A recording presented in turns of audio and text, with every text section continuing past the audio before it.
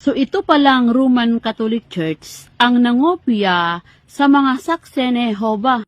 Paano masabi?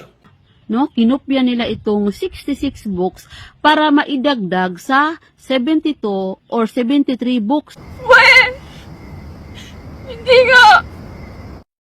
I am Catholic, I am alive, I am the gospel, I am the light. Mga igsoon, mayong adlaw kanatong tanan, ato na po ning tubagon ang usa ka pahayag sa sakop sa Jehovah's Witnesses, Siksing Jehovah nga usa ka relihiyong kulto.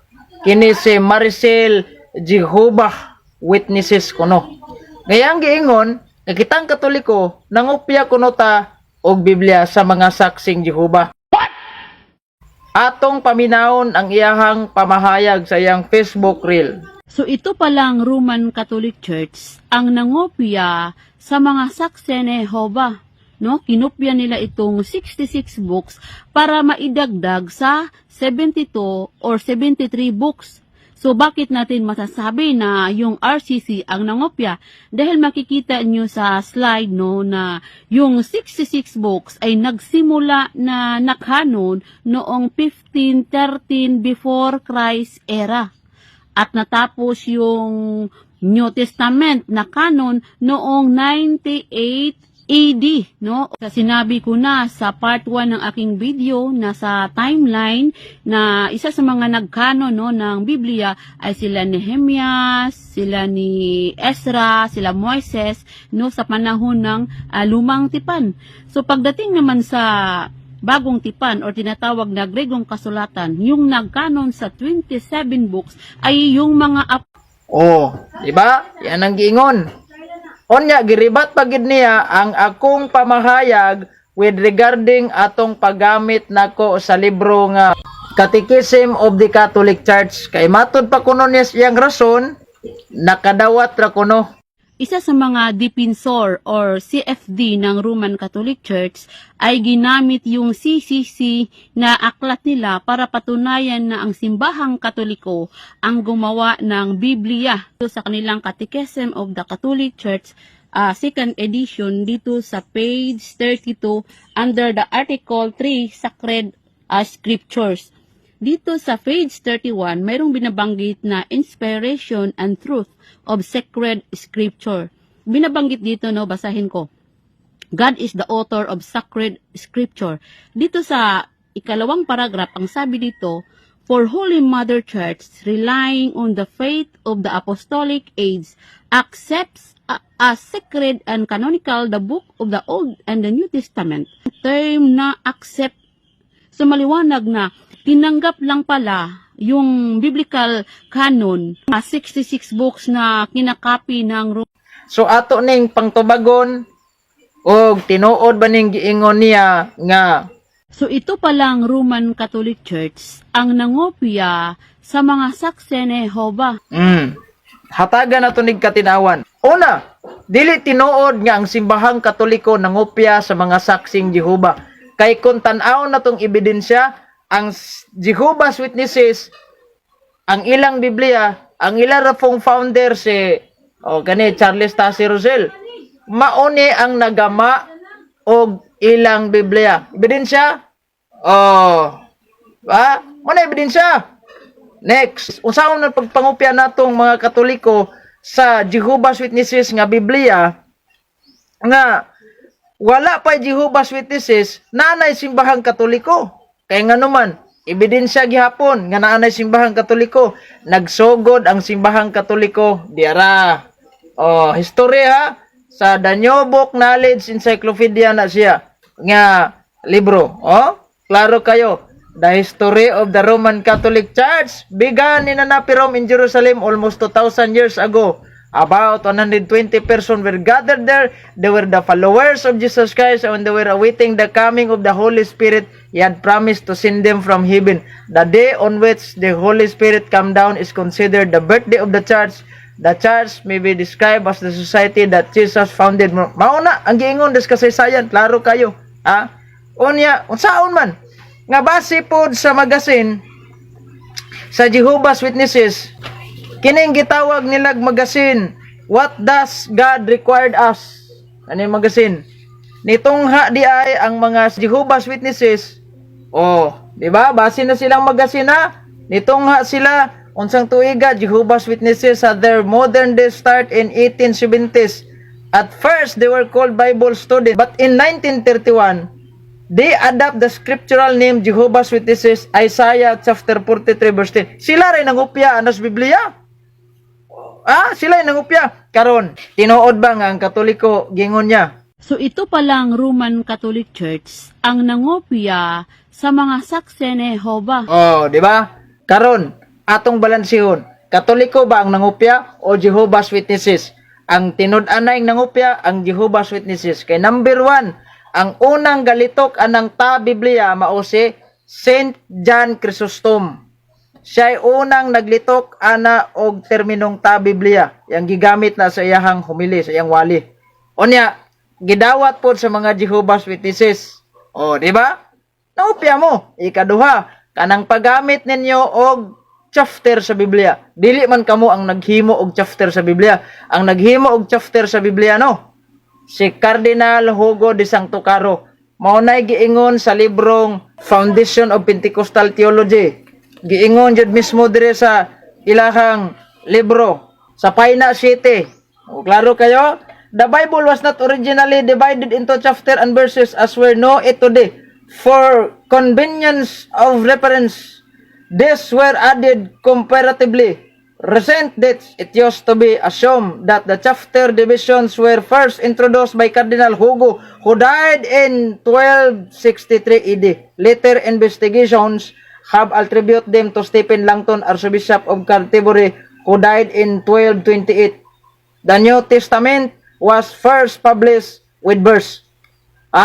Dili ni Katoliko nga libro Protestante na, Pentecostal. Nigamit ani kay nganuman kung mogamit taglain nga mga libro basig moingon ra ni silang bias na kay nyuhar ang author ana. May ni mogamit og mga Pentecostal nga libro, mga dili Katoliko nga mga source. Tiyaw? Bisan sila aminado nga si Cardinal Hugo de Santo Caro ang nagbutang og kapitulo sa Biblia. Next, napay lain nga ebidensya atong basahon nga si Cardinal Hugo de Santo Caro mo dyan namutang chapter sa Biblia, The Oxford Companion to the Bible. Basahon na to ang page 106. Nag-ingon, klaro kayo. The chapter were first divided probably by Hugo of St. Cyr. Di ba? Si Cardinal Hugo. Onya, gisunda na kanang bersikulo ang naghimo ana, dili man mga Jehovah's Witnesses ang naghimo ana, mga Katoliko. Ang naghimo sa bersikulo si Father Sanctis Pagninos. Niagya po natong basahon ang page 106 nagingon. In 1527 or 1528, the Dominican Sanctus Pagninos of Lucca published at Lyons in Quarto his accurate translation of the Bible into Latin from Hebrews and Greek. The verse are marked with Aramaic numerical in the margin. Na Jehovah's Witnesses? Wala. Mauna, mindset. Kamoy nangupya, dili ang Katoliko. Ay mong pailad. Karon, unsay ebidensya nato? Kaning giingon niya nga ang Katoliko dili nagkanon sa Biblia. Wrong. Kay nganuman in 382 AD, ebidensya si Papa Damaso I nagpreside siya sa Council of Rome nga maghipo siya niining mga libro nga balaan.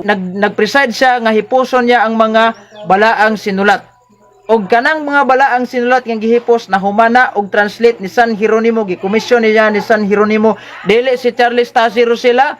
Si San Hieronimo ang gikomisyon niya ana pag-translate gikan sa Greek padulong sa Latin. Narang ebidensya Klaro kayo So 405 AD na human. Mao na nga ang Jehovah's Witnesses wa pa katungaan ang mga tuiga. Wa pa katunga kay base sa ilahang magasin nga What Does God Requires Us, nitungar silag 1870. Di ba? So dili Katoliko nangupya kundi sila ang nangupya. Mo nang mali ang iyang giingon nga Ito palang Roman Catholic Church ang nangopya sa mga Saksi ni Jehovah. mo na timan-an na to diyan. Mo na timan-an yun na to. Ang New Testament dili na mga Jehovah's leader. Aron tang masayod unya ang nagbuot pag yun ana nga 27 ka buok libro lang dili ang mga Jehovah's Witnesses. Ang nagbuot ana mga Katoliko. Ebidensya niya ang The Hollis Bible Handbook ni Henry H. Halley. Atong basahon kung kinsabay nagbuot ana nga 27 ra ka buok darao pahina 1075.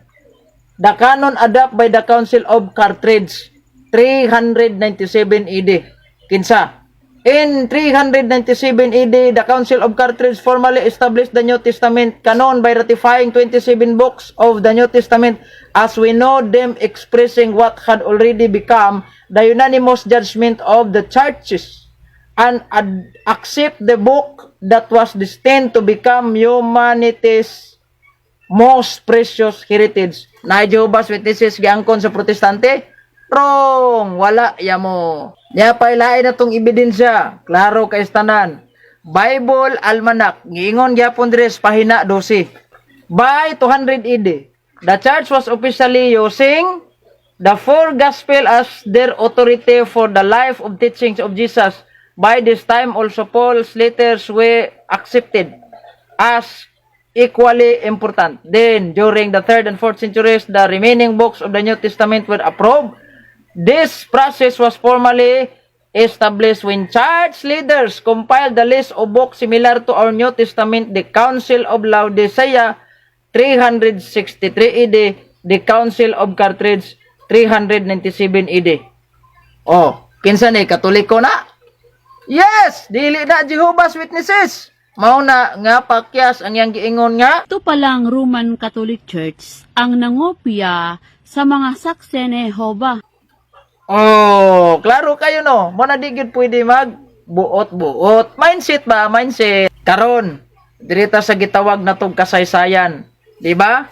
Kaysa kasaysayan, ang Biblia dili gyud ang mga Jehovah's Witnesses ang naay gitawag natong authority. Kining atong basahon ang Collier's Encyclopedia, Volume 4, page 117.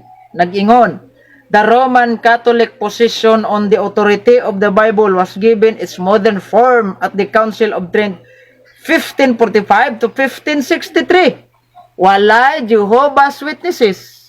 Unya, timan-an nato nga ang gibasas mga Jehovah's Witnesses nga gitawag na tog New Testament dili na mga Jehovah's Witnesses nga susama sa iyang giingon. Nga naman, ang upat ka ebanghelista dili na mga saksing Jehovah, mga Katoliko na.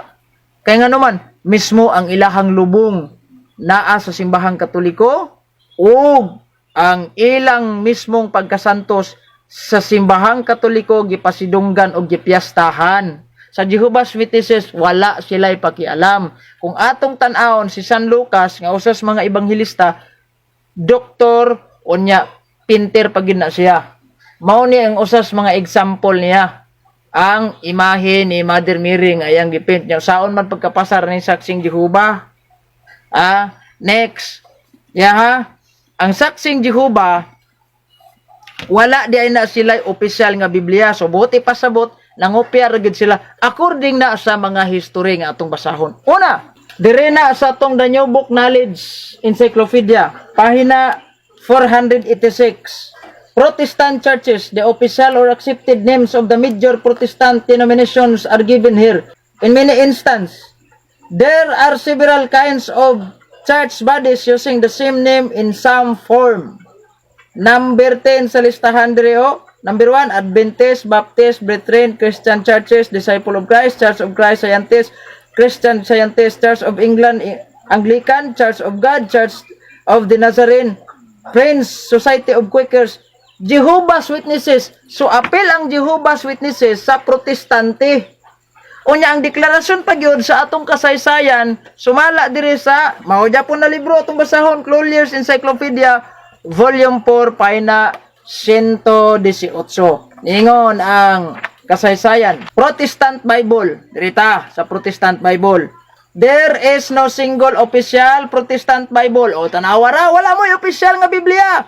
All Protestant Bible are translation made during after the Reformation in 16th century, although some translations are most universally used in the country, their use depends on language and custom, not on a binding church pronouncement. Even the King James Version of 1611, the principal Protestant version in English, has never been made official in the Anglican Church, although it is often misleadingly called the Authorized Version.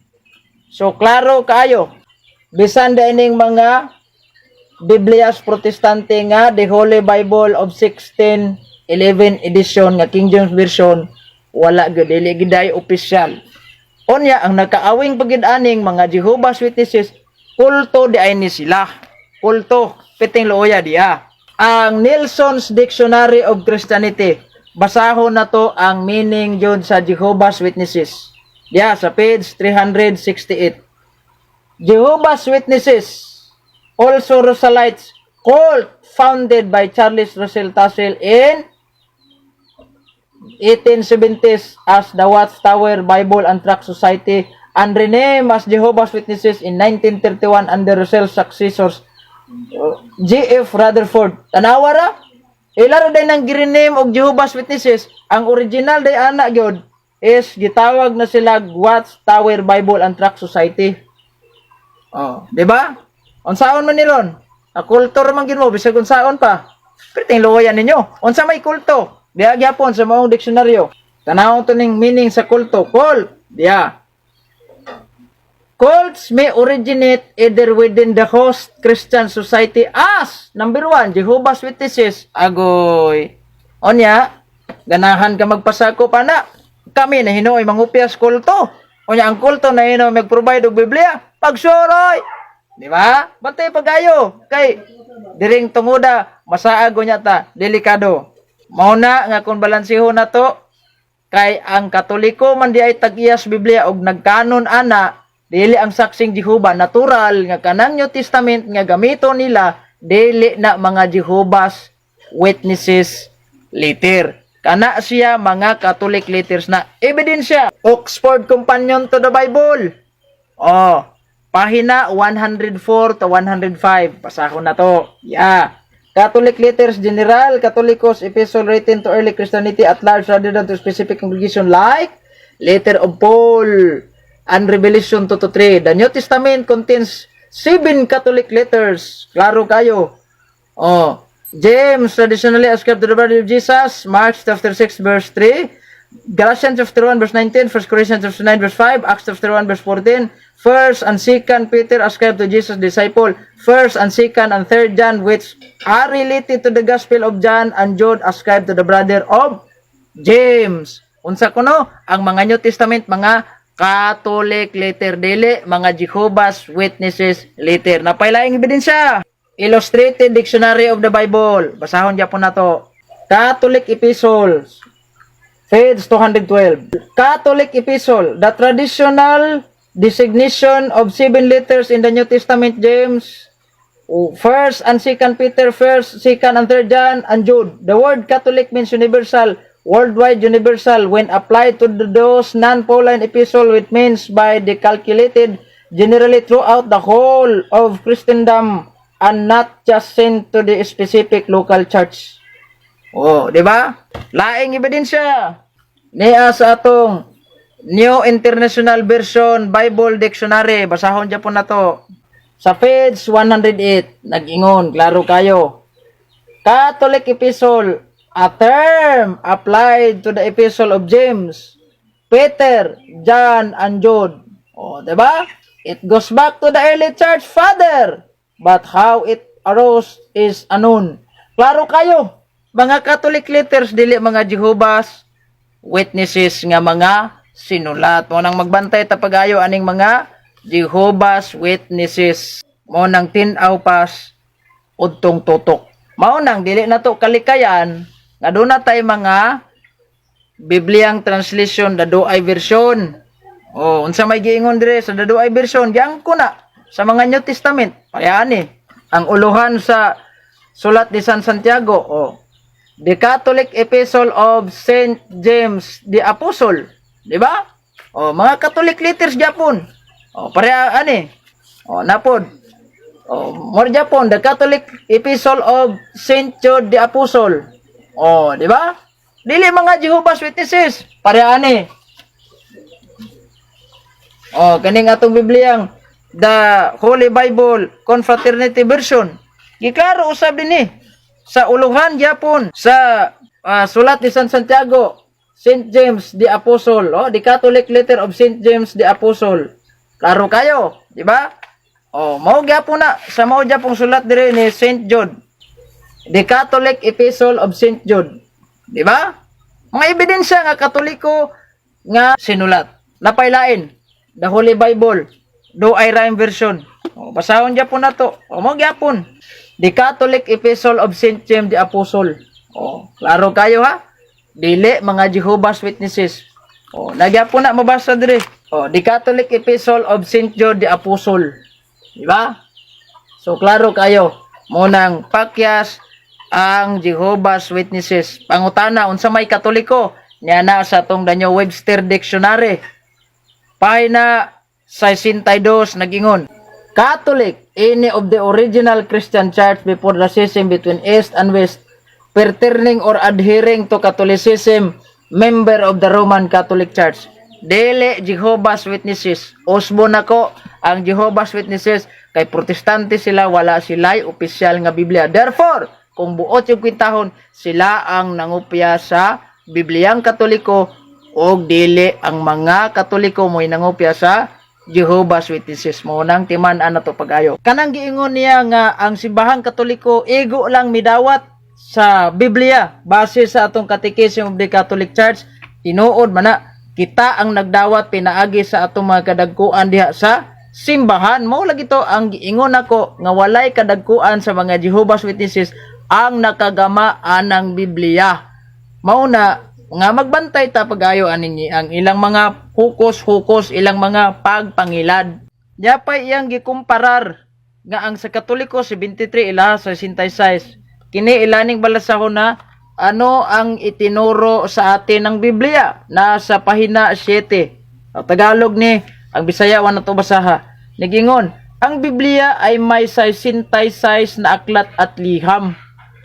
Usa ni kada kong binuang kay nganuman ang Biblia gyud sa pag-compile ni Pope Damasus sa paghipos niya na dili mawala nga naa gyud ng apocryphal book kon sa protestante nga tawag sa tuwa gitawag nag-Deuterocanon kon ikaduhang kanon. Niya gyapon Foundations to the Pentecostal Theology giingon diri sa pahina 12. Septuagint 70, the translation of the Old Testament into Greek made between 280 BC and 180 BC contain the apocryphal book. Naa, di ba? Klaro kayo. Napailain na tong ebidensya. Ang Bible Almanac. Basahon na to kini. Kining sa pahina 41. The Apocrypha.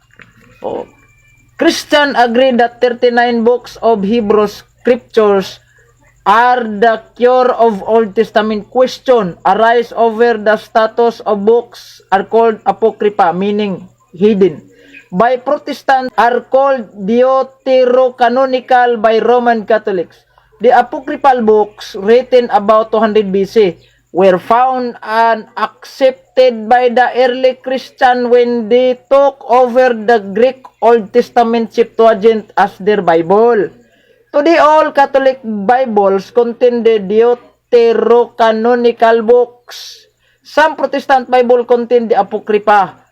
Many do not, and significant numbers of Christian believes that the Apocryphal books are not part of the Scripture and therefore not authoritative. Mauni na hitabo sa mga saksing Jehovah nga ang ilahang mga Biblia nga tulo ka buok kining Bisaya ang bag-ong kalibutang hubad sa balaang kasulatan, kining Tinagalog bagong sanlibutang salin ng banal na kasulatan, o kining New World Translations of the Holy Scripture.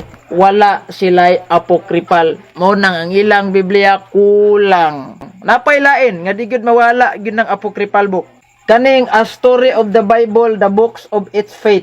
gisuwat ni John Barton o sa kaparing Anglican Church. Ya, basahon na to. Kaning giuluhan og scripture and canon di apocrypha. Yaw? Canonization of text has two aspects, and so far we have dealt with only one of them. What we have been examining is the definitive inclusion of some texts in the sacred scripture of Israel, that at least these books belong to the Hebrew scripture and cannot be removed. Ang gibuhat sa mga siksing Jehovah, gipangwala nila, nya ipatuo nila nga ilaha mo insakto, wa gyoy hinungdan. Ako magaingon kaninyo, mag-aral ng mabuti upang may alam. God bless!